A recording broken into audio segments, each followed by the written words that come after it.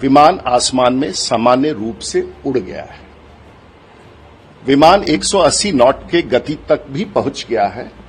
ये प्रारंभिक रूप से दिखाता है कि विमान अपने प्रारंभिक चरण में यात्रा और उड़ान के लिए पूरी तरह से सक्षम था। दोनों फ्यूल स्विच ऑन पोजीशन में थे, यानी कि अपनी जगह पर थे जहां उन्हें होना चाहिए विमान चलाने के लिए।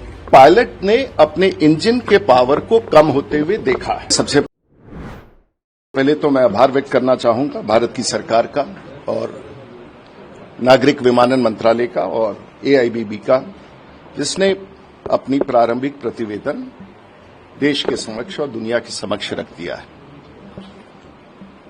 और जो 1 माह का कार्य अवधि था उसके भीतर रख दिया है। इसलिए बड़ा विश्वास है देश की सरकार और देश के तंत्र पर, जिन्होंने ये प्रतिवेदन रख दिया है। और ये प्रारंभिक प्रतिवेदन है और इसमें कुछ तथ्य ऐसे उजागर किए गए हैं जिसमें पूरे घटनाक्रम में विमान में क्या तकनीकी कारण थे जिसके कारण ये दुर्घटना हुई और कप्तानों ने क्या क्या कदम उठाए और क्या क्या परिस्थितियां थीं, उसके बारे में पूरी तौर से उल्लेख किया है।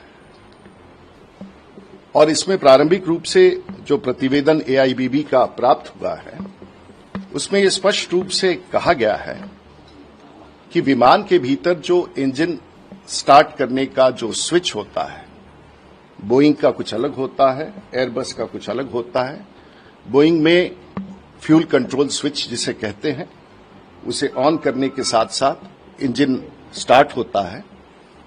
एयरबस में ये इंजन 1 और इंजन 2 के रूप में स्टार्ट होता है। अगर 320 विमान की बात करें, हम यहां बात कर रहे हैं बोइंग 747 ड्रीम लाइनर की, जिसके दुर्घटना के कारण इतनी बड़ी हादसा अहमदाबाद से लंदन जाने वाली फ्लाइट की हुई है।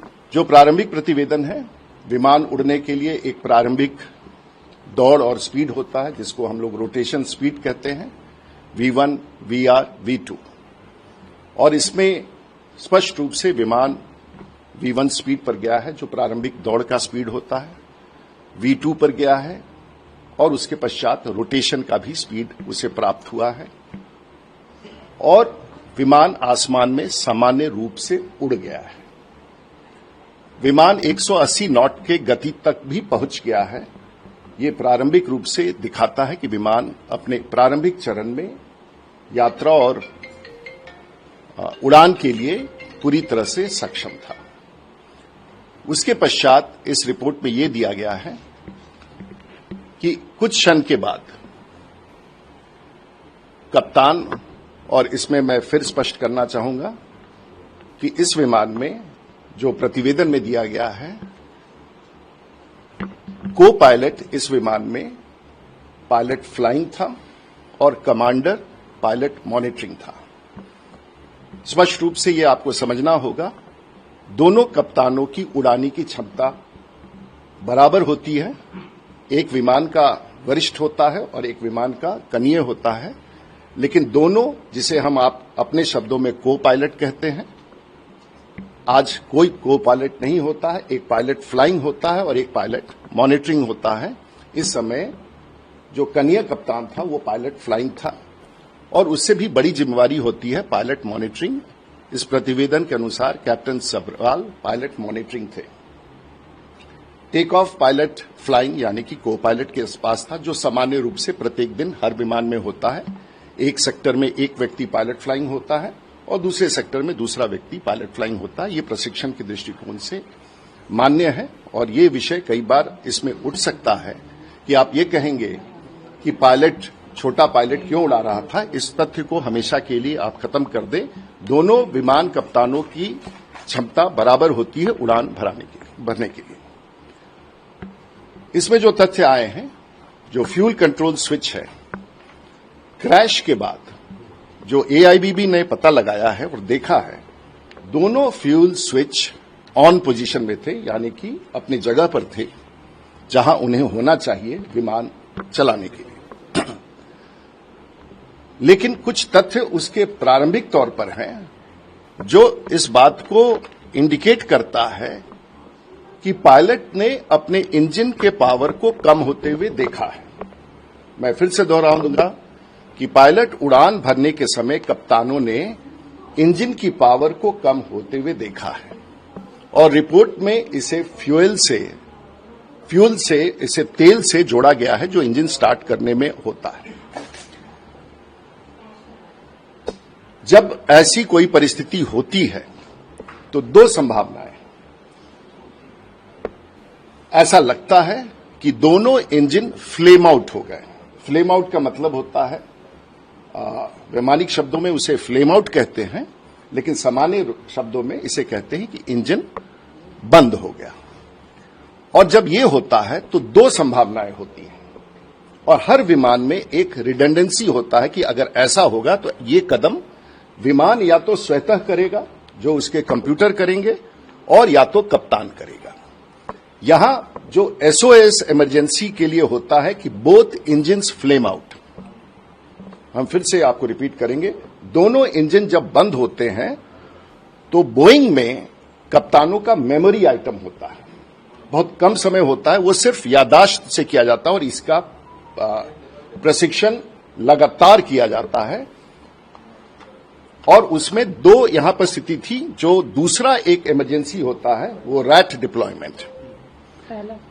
पहला है कि जब मेमोरी आइटम, उसमें यह करना होता है बोइंग में, एयरबस में यह नहीं करना पड़ता। एयरबस में यह अपने आप होता है। बोइंग में with in fraction of a second कप्तान को जब लगता है कि मेरा इंजन फ्लेम आउट हुआ, वो दोनों स्विच को ऑफ करता है और वापस फिर ऑन करता है। तो उसी समय जो उसका कंप्यूटर है वो इस कमांड को लेता है और फिर से इंजन स्टार्ट करने लगता है।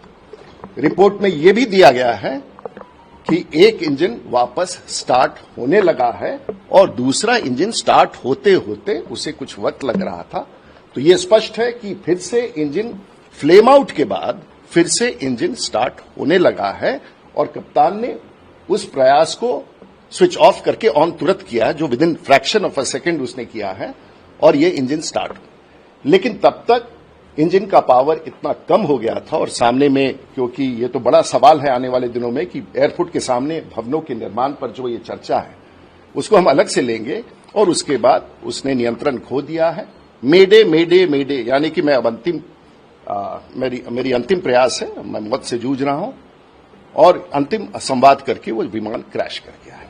तो सिर्फ दो तथ्य, इंजन फ्लेम आउट हुआ है, ये तथ्य इसमें दिया गया, यानी कि टेक ऑफ के समय इंजन फ्लेम आउट हो गया।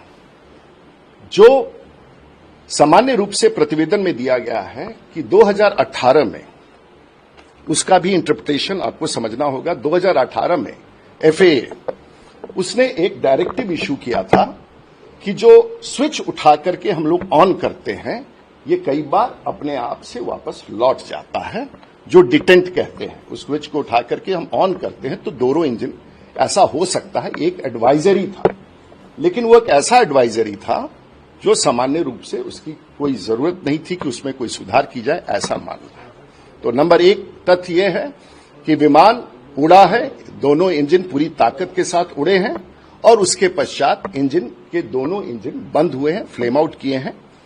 और उसमें जो तथ्य उभर के आ रहे हैं कि जो फ्यूल इंजेक्शन होता है वो बंद हो गया और फिर वापस कप्तान ने उसको चालू करने का अपने हुनर से, कैप्टन सब्रवाल ने और को पायलट ने, जो दूसरे सह कप्तान थे, उन्होंने अपने हुनर से उस वर्षों के अनुभव का उपयोग करते हुए इंजन को फिर से रीलाइट करने का कोशिश किया है, कर दिया है। क्योंकि जिस समय विमान क्रैश किया है दोनों स्विच ऑन पोजीशन में थे।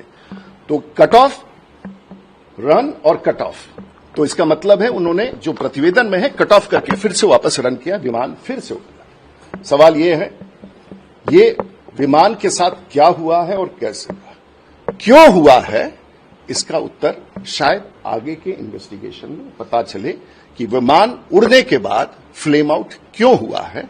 क्योंकि एक ये अगर आसमान में होता, 5,000 फीट की ऊंचाई पर होता, 10,000 फीट की ऊंचाई पर होता, 30,000 फीट की ऊंचाई पर होता, तो इंजन अगर दोनों बंद होंगे तो हम ये एक्शन लेंगे और हमारा फेडेक जो कंप्यूटर है वो उसको रेस्टोर कर देता।